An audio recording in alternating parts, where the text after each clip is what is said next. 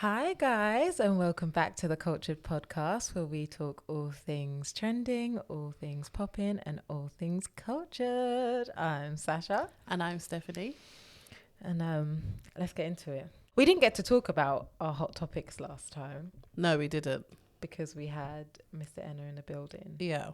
which was honestly, if you haven't listened to that episode, you need to go listen It to is it. probably one of our funniest episodes One so far. of the funniest episodes. Like, I don't. Every time I re-listen to it, I'm not a loser, but every time I re-listen to it, I'm just like, I hear like little gems as well.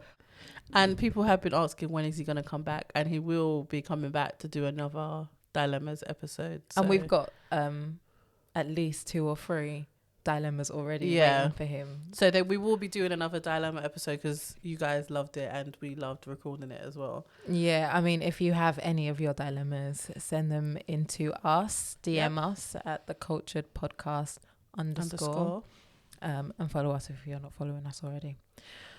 So, Well, can I just first start with saying I told you so?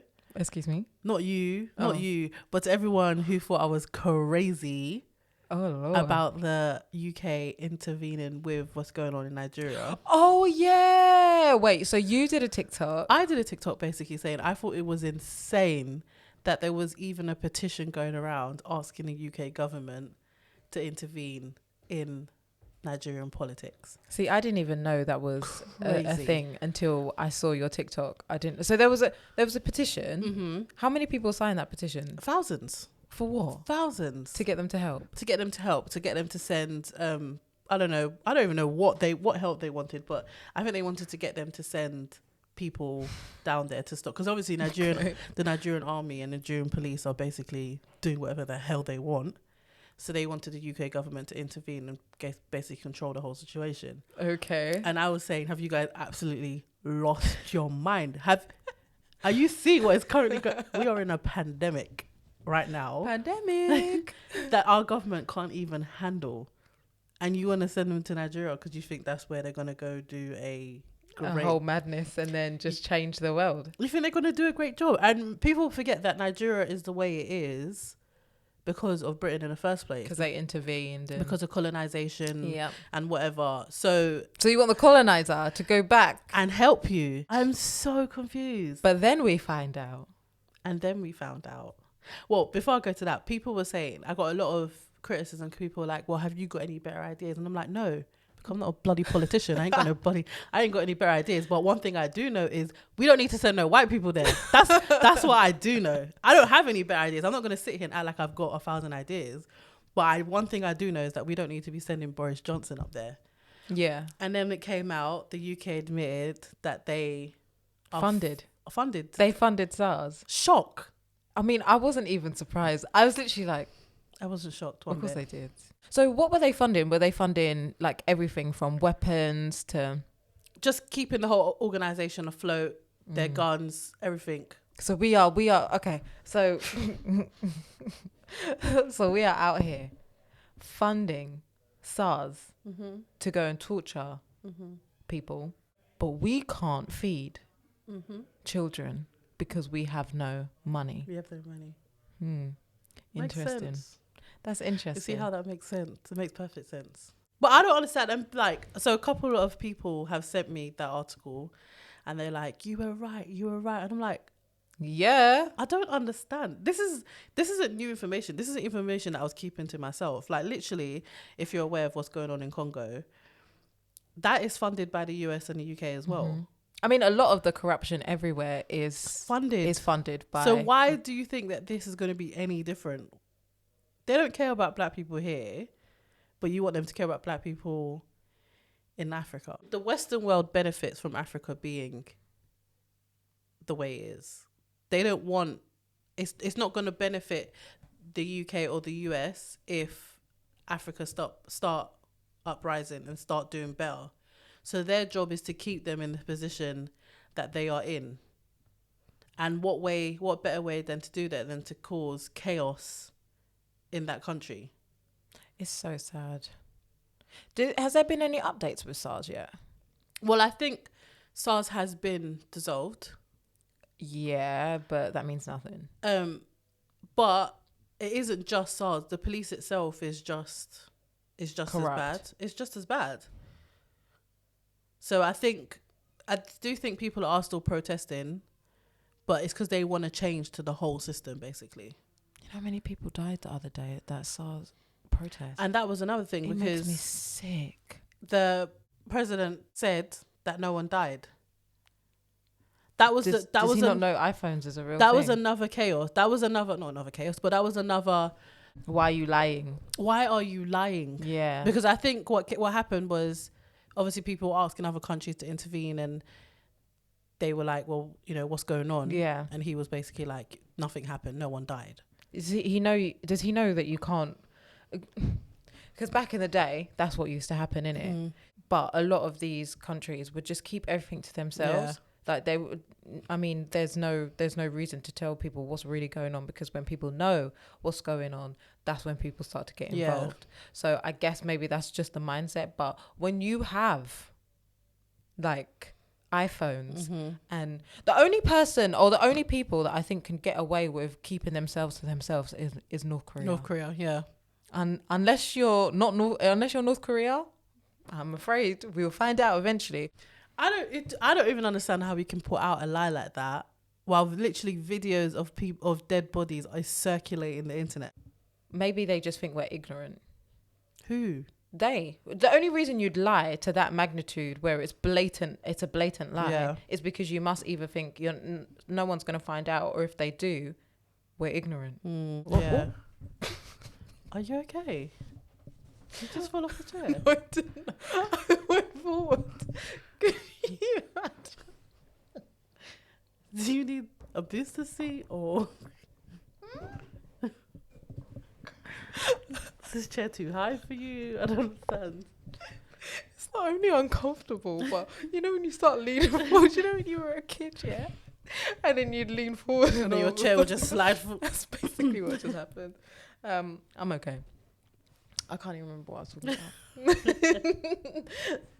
Because, you know, like, with, like, racism, quite broad, but, you know, like, with racism, the generation now is fighting, like, the white people, they're fighting more with us, whereas, like, the older generation are just hot messes. Yeah. Do you feel like maybe if they just shut the whole thing down and then start from, like, maybe young people, that might make a serious difference?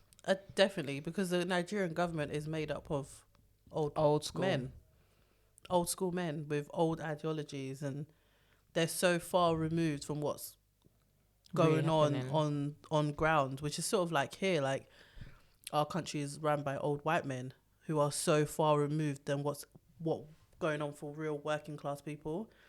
Yeah, they've come from money. It's different. Yeah, and they've come from money. Yeah, like you're not. It won't work. You can't run a country that you know nothing about, and that's basically what's going on in Nigeria. They don't know nothing about their country. They live in billion-dollar homes and have private jets, and they're so far removed from their country. They don't know. Not saying like we know everywhere in Nigeria is not full of poverty, even though they like to like make it out as if that's the case. But even like, you know, other areas and stuff, they have no idea what's going on. They don't know the struggles of the average person. I saw a video of a school that was like, they were in their class and it was raining, but they had a hole in their roof and the whole classroom was flooded, but they were working. They were literally working normally because they were so used to it. It did not faze them that their feet was literally in a pool of water. Oh my goodness. And this is what I mean, like, but yet I saw something.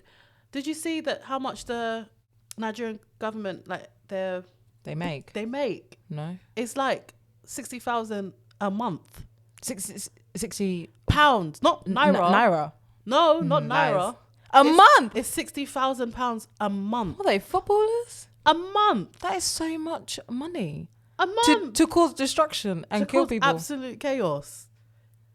£60,000 a month is how much they earn. That is so sad. It doesn't even make sense. But that's all based on corruption and everything as well. Well, yeah, no wonder they can live in their billion-pound houses and just stay there and just make mad decisions that only really benefit rich people. All I'm saying is overall, we need to leave the Western world out of this. Mm-hmm. And if it takes 10 years for them to sort it out, let it take 10 years for it to sort out. But we'll figure it out amongst ourselves. They need to sort Africa, and because there's problems all over Africa currently. Yeah. They need to sort it out within themselves. We can't keep calling the UK and the US and France and whatever to come and help, because it took years for us to get independence from them in the first place. So why are we going back? Why are you going back? We should never have got our independence then if we're going to keep running to them every time something goes wrong. We have to learn to deal with it. I say we, like I'm living in the country, but Africa Africa has to learn to deal with their problems within Africa. Yeah, I get your point, because we don't need the white man to save us, which brings us nicely onto the comic relief. Yeah. Diabolical. Is that how you say it? Diabolical. No, I don't think that's a word, you know. That's too big a word. Problem. The Keep comic relief problem. Keep it simple. The comic relief problem. Do you want to tell people what's been going on? So I think Comic Relief released a statement saying that they were no longer going to send white celebrities to Africa. Fair enough. You know, like if anyone's ever watched the Comic Relief program, I'm sure we have. Used to when we were young. Oh my god! Let's look forward to it as well. I don't know what I was because of that stupid nose that you couldn't like. Remember that? That was red. It's Red Nose. Oh, is it's the same thing. Red Nose Day is Comic Relief. That's what it is. And then, but those stupid friggin' noses, you couldn't breathe. What was the point of them? And then they couldn't really go on my nose anyway, because it was made for white people. So no, but seriously, like it couldn't go on, and it would kind of pop off all the time, and that was really what we were looking forward to. That's what we were looking forward to. Yeah. And you got an own clothes day. Sometimes you get an own clothes day and you pay your for pound. 50p. Oh, shame. I think I was paying £1. I was getting ripped off. Like robbery, mate. Your score. I was getting ripped off. It's 50p. You pay £1 and you wear your own clothes, or you wear your pajamas, or red. Or wear red. Red. That's what we were really looking forward to. Yeah.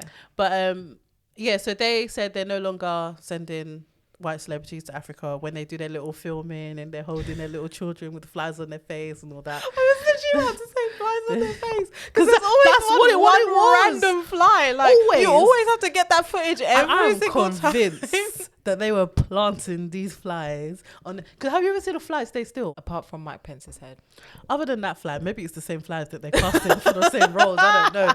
I have never seen a fly stay still. But whenever you watch Comic Relief, these flies just so happen just perch on the nose on the nose, on the eyelid. Yep. On the hair. And I've been to Africa. Let me tell you that I have never seen no children with flies on their face. Not once. I just don't understand. Once. Anyway, so Comic Relief said we're not doing that anymore. And a lot of, I rate that, I actually rate that, because we don't need to see that. Like, if you're going to send... I don't think you need to send anyone. But even if you are going to send anyone, it doesn't always have to be Ed Sheeran. Like, it can be... it can be Anthony Joshua, although I doubt Anthony Joshua wouldn't even bother, because he'd probably go back to his house and help maybe his local community. But if you're going to send people, let it not just be white. Like, let's have a few Asians. Let's have... Because I think that was the thing. It was always a white celebrity. And I think... Who would cry midway. Yeah. And, want to adopt one of them. Blessed. Oh, it just makes me realise how blessed I am. Oh, shut up. Yeah. And then, So anyway, they said they're not going to do that. And... of course, British people love to be angry. So a couple of them were angry and were saying, well, if you're not going to send white celebrities, then that means you don't need my white money. Is that what they said? Like, they actually said white money? Yeah, you're not going to have my white donations then. Because they basically thought it was Comic Relief saying we have a problem with white people. That's how they read it. If you don't want to send white celebrities because you have a problem with white people, then we're not going to donate our money because I'm white. Basically, is how they... And that's why I said before, like, if you're going to send people, like, I know... Obviously, I understand it is for the tearjerker. The British public, not even British public, people... Are you all right? Yeah. People struggle, like, not struggle, but they're emotive, aren't they? So if they can connect to something... Yeah.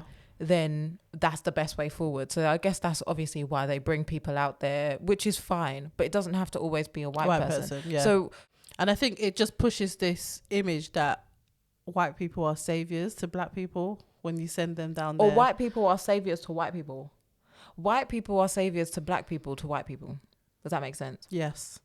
So, Yeah, but some black people are under this notion as well. I mean, we just spoke about wanting the UK to intervene. Yeah. That's a white savior notion. Why do you need the UK? Yeah. So obviously there was a lot of anger around that, and what are you angry about? I don't know. Was you even sending money, Dave? That's the next thing I want to know, because you're so quick to say you're not sending money, but did you send anything in the first place? Probably not. I don't, just on a, not on a side note, but I do always feel weird with those kind of charities anyway, because I never know where my money's really going 100%, to. Yeah. I never know, I guess we don't see the machine behind the scenes. Yeah. But when these comic relief things happen, and that other one that happens, what Children in Need? Yeah. When they have all of this money, or £6 million, where is it going? Where does it go? Because we never see an outcome of, last year. Well, I guess they do. Yeah, they do. No, they do that sometimes, but at the same time, I just don't trust it. There's something about it I don't trust. You're making too much money a year for Africa to still be, or these places to still be in poverty. Something that we can physically see and be like, oh, this is what they did. Exactly, because these things that they update us with is usually, one child. That one child, or sorry, Adewale is still, he's just got a new t-shirt on his back and, a couple of blank books. That's literally what it is. I don't really usually see they've built a brand new school, or they've built I want to see an apartment building. I want to see all of this stuff. That is what's going to help me. Considering you're raising £10 million each time, each night. Where is it? I need more. Yeah. Comic relief, Oxfam, Children in Need. I don't trust it, and I probably also don't trust it because I'm not sure, but the heads of these people are probably white 100%, and I just don't understand how a white person can help a black person if they don't know what black people need. That you need to relate to my struggle in some sort of that's probably why you just keep on giving people new t-shirts and a few bloody books. To be honest, even when people said that they didn't want to donate money, I felt good, because there's literally, I said this on my TikTok as well, charity starts at home, and there is charity all around you here. There is this, I hate the fact that poverty is linked with only Africa or certain parts of Asia or certain parts of the Caribbean, when I don't know if people have noticed, but our government doesn't want to feed our children. As in, there are children living in London who can't be fed at home because their parents are too poor. Don't worry about what's going on in Africa. They'll be fine. Maybe you guys need to focus on charity here. And again, that kind of just moves swiftly on to the next topic of Marcus Rashford. So basically, a little bit of background with Marcus Rashford. He wanted to start a government or an initiative around feeding hungry children, or feeding people who are in lower income households. And when was it? Was it Easter? I think it was Easter. Yeah. It was during lockdown, I remember. Or was it summer holidays? One of them. He was successful with government funding to provide extra meals for lower income families. And then he wanted to do it for the break that we are currently in, the October break. Yeah. And they said no. I think he wanted to do it for all the breaks. I just don't understand. I watched how many people, I researched how many MPs said no. The secretary of... Do you know how many MPs said no? 300 and something. Yeah, but more importantly, who they people were. So the head of safeguarding. Head of education. Your main job is to keep children safe. That is literally your job role. Your main job role in all of those people that are really high up, that have a responsibility for children, had a responsibility. The highest responsibility for children is what you have, and you decided to say no. Now, I don't know what needs to happen if you need to see children crawling on the floor for you, like out of hunger, for you to actually understand that there are people out there or children out there that, I mean, it's a notion. I can't even cope. The notion that a child's last meal is on Friday afternoon. I mean, my niece, what I've told you what time she has her lunch. Yeah. It's 11:30. It's 11:30. Yeah.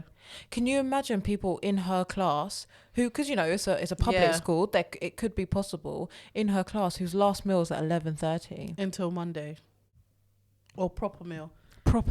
And they might get an apple or something, but a proper meal. I just don't get it. And I like, these people are so far removed, but even if you are so far removed and you live in like an amazing house and you're in an amazing district, children are children. Like, don't forget they are the future.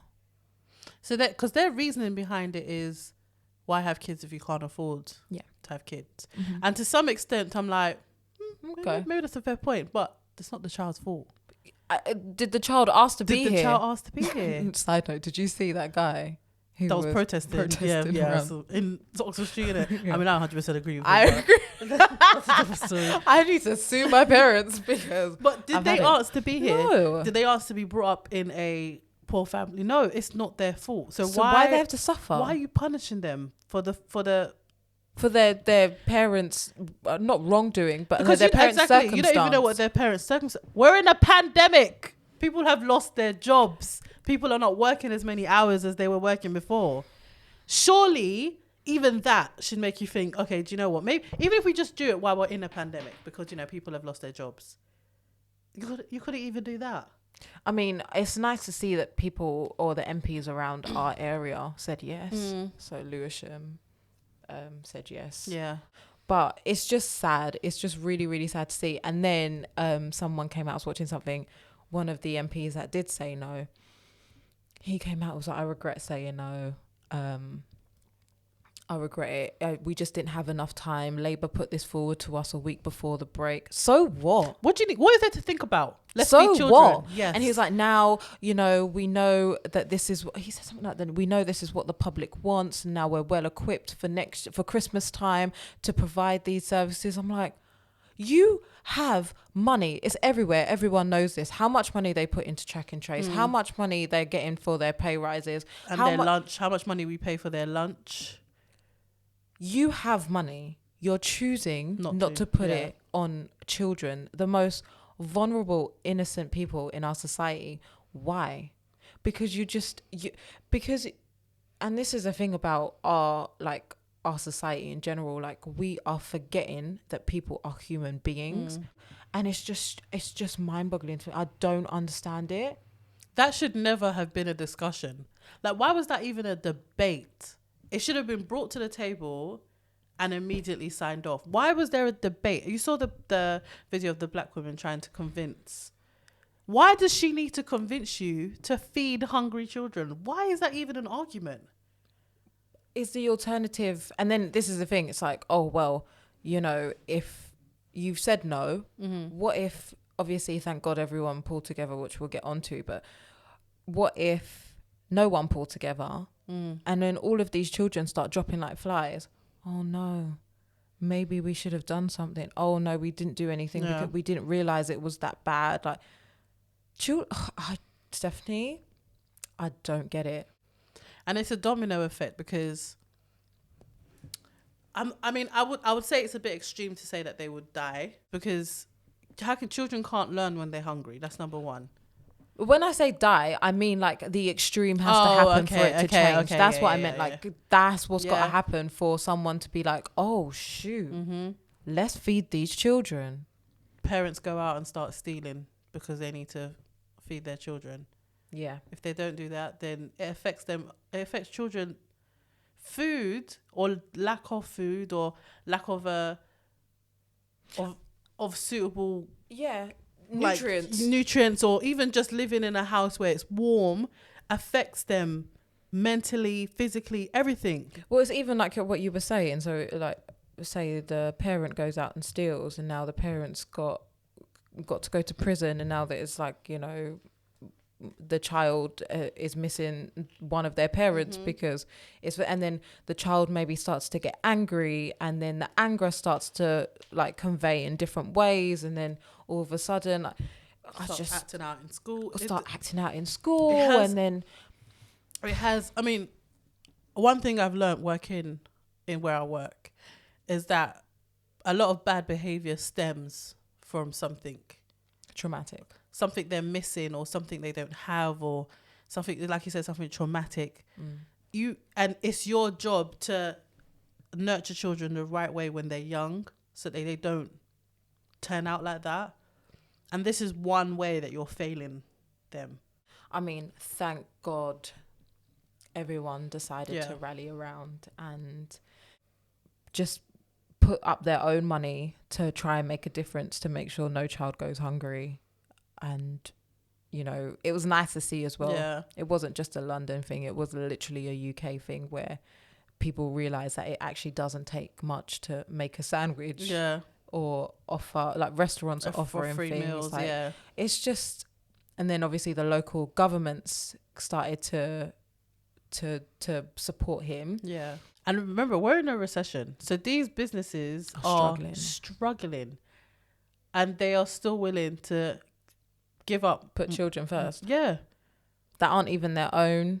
It's just they're trying to help their community. What they're doing is even better. Because initially, the Rashford was just trying to put it for children who came from low income homes. Yeah. Obviously, all these businesses have basically opened up to everyone. Yeah. Which is even better. Yeah. Do you think if it was like Wayne Rooney or... But we don't know what is his growing up. No, I'm saying, do you think if it was an older white footballer, David Beckham, Wayne Rooney, came out and said, I have this great idea, let's feed the kids, they would have been like, you know what, that's right. And I don't know if it's too much about race, because I feel like it might be the same thing with Ian Wright. If Ian Wright was like, look, this is what I want to push, I think they would have listened to him. But I think because he's a young black boy, he's a young black footballer, and you know they don't rate footballers as it is, because the government already feel like they get paid too much money, and you know footballers sometimes maybe have a bad rep. You know they're not going to listen to a young black footballer. Absolutely not. And it's just nice to see like he's made a difference. Yeah. Anyway, that subject just stresses my heart. It's just really upsetting. Yeah. Well, here's something that's going to stress you out even more. Lord. Well, we are currently filming this it is Saturday, the 31st, 2:45. And in an hour and 15 minutes, our knobhead of a Prime Minister will be making an announcement. That we don't listen to anymore. But it's been rumoured that we are going into another national lockdown. So everything is shut down apart from no Skepta. Apart from schools. Like, I'm just so over it. I just don't care anymore. And that's not to say I don't care about the pandemic. Like, I understand, I respect coronavirus. I really do. Because she's done jobs. She's done jobs. Yeah. Like, we got to hand it to her. I respect her. I respect who she is and what she's done. I just can't cope with the government and the confusing rules and regulations and instructions that I've been given since March. You had me at March. We spoke about this. You had me at March for a good couple months. Yeah. My anxiety went through the roof because of you. That's not happening again. It's not happening. I the lockdown is not a lockdown because schools are open. Yeah. And because they don't want to close schools. They do not want to close schools. They are trying their hardest to avoid closing schools. But for me, it's the same thing as we said before. It's not going to make any sense. Because your child is mixing with, well, for you, for example, how does it work for you? So it's a year bubble. Right. I think a lot of people thought it was a class bubble. Even when she went back to school, I initially thought it was a class bubble, but it's a year bubble. How many? So she's in a free formentary school. Right. So each year has 3 classes of 90 children. So each year, okay, so each class has like 30 kids. So even though they're in each individual class, at playtime they play together. Yep. The teachers cross over between classrooms and everything. So that's why it's a year bubble. Yep. How does that make any sense? Because those 90 kids go back to their 90 families, and those 90 families may be essential workers who have contact with the public. It doesn't make any sense. And I understand, like, you know, oh, well, Sash, when it was locked down, the same sort of risk was happening with people who were from essential work. Yeah. But it's not as big. No, it's not as big. Yeah. It's not as big as a risk. It doesn't make sense.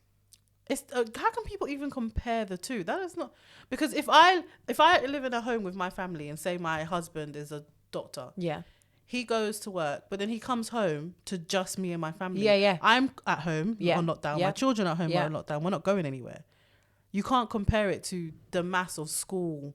Whereas if it was the same thing, it would be he's coming home to you, but your kids are also coming home to you, who's been mixing with other doctors and other Tesco workers and other, you know, trade workers. Like, are you okay? I honestly feel like this is what's going on in that 10 Downing Street. He's got a hat, right? Listen to me, hear me out. Oh, jeez. He's got a hat. And in this what colour is the hat? They've just... It doesn't matter what colour that. It matters. The story is... It's a black hat. He's got a black hat, right? Sorry. And in this hat, they've like put in different scenarios. They've wrote on paper, ripped up, put in different scenarios. And every month, Boris Johnson puts his hand in. What should we do this month? And just reads it out. And that is it. Because there is no logic to anything. I really think he's just picking everything out of a hat. And I feel like after he picks it out of the hat, he goes back to sleep. And then literally he goes back to sleep until the next time he has to make a bloody conference. Yeah. That's it. Well, we'll find out exactly what this lockdown is. Apparently the rumor is it will be from Wednesday. So I mean it'll be from Wednesday to December 1st. Okay.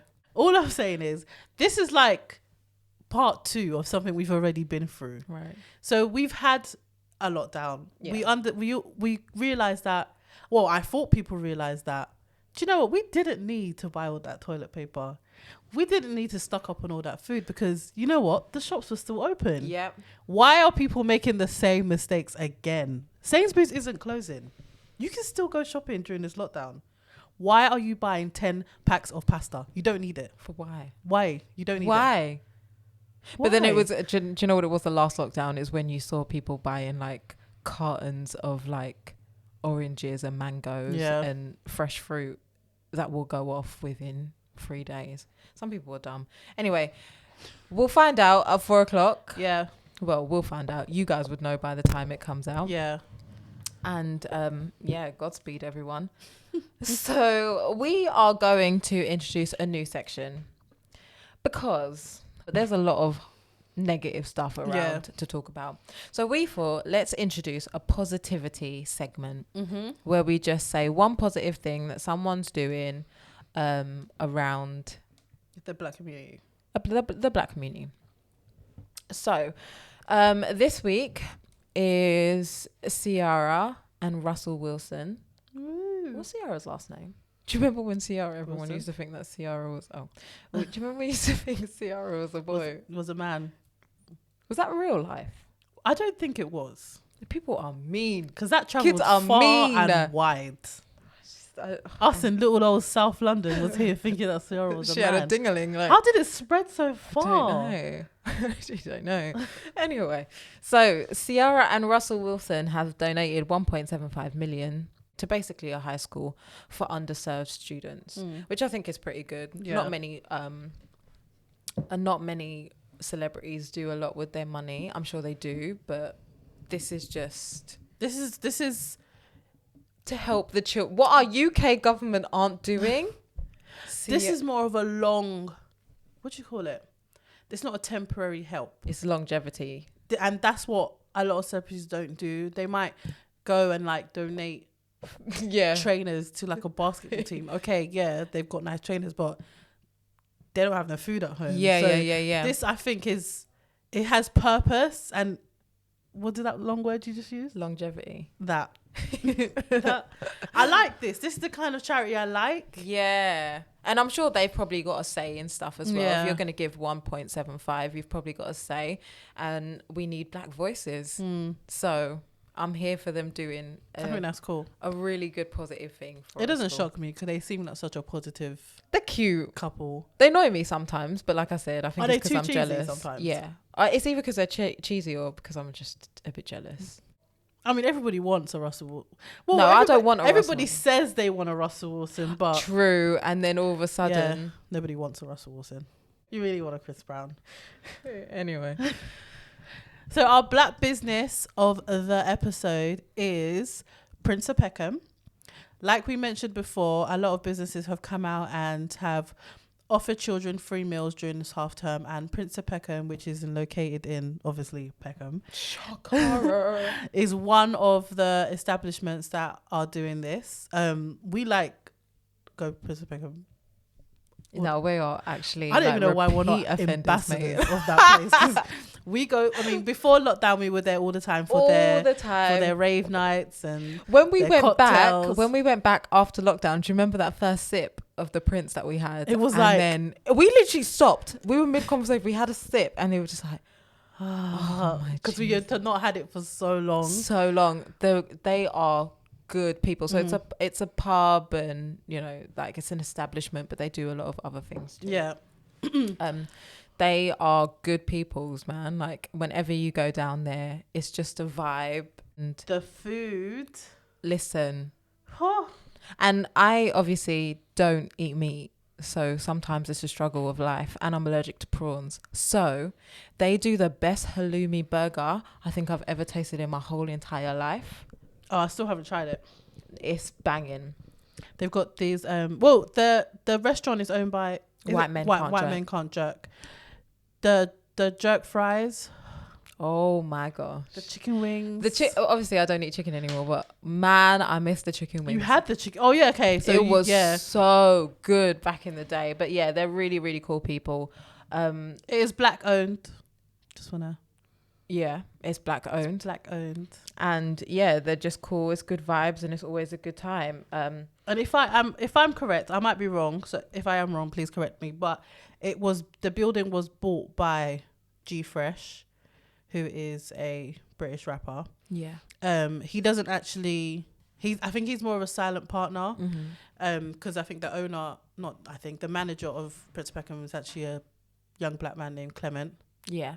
Again, if I'm wrong, please let me know. Yeah. So I mean, even like, listen, when you walk up to Prince of Peckham, there is a mural. Yeah. Of a black and king and queen. You just feel so much like I feel so much pride when I go into there. Like it's weird, Steph. I feel safe. Do you feel that way? Yep. I feel safe and I feel like I'm home. Like, and it's a traditional pub. I think back in the day it probably was a traditional, and it's multicultural as well. Don't get us wrong. Like, yeah, it's owned by black people, but it's very multicultural in there. So definitely go down there. Follow them on Twitter. They are Prince Peckham on Twitter. Check them out because they are amazing, and go and visit. Probably not now because lockdown is pending, but if this lockdown is for a month, by the time you hear this, you will have one day to get yourself there before it closes. Or I'm sure they'll be doing takeaways. Yeah, because I think they were doing takeaways during the last lockdown. Support them because they are really good peoples. Yeah. Well, it's been nice, guys. We hope you enjoyed our episode. We always have stuff going on our Instagram, polls and stuff. So please follow on Instagram. You can listen to us on iTunes, Spotify and SoundCloud. Yeah. So whichever one works best for you, we are there. We are global. And thank you for the support so far. I'm Stephanie. And I'm Sasha. Bye. Bye.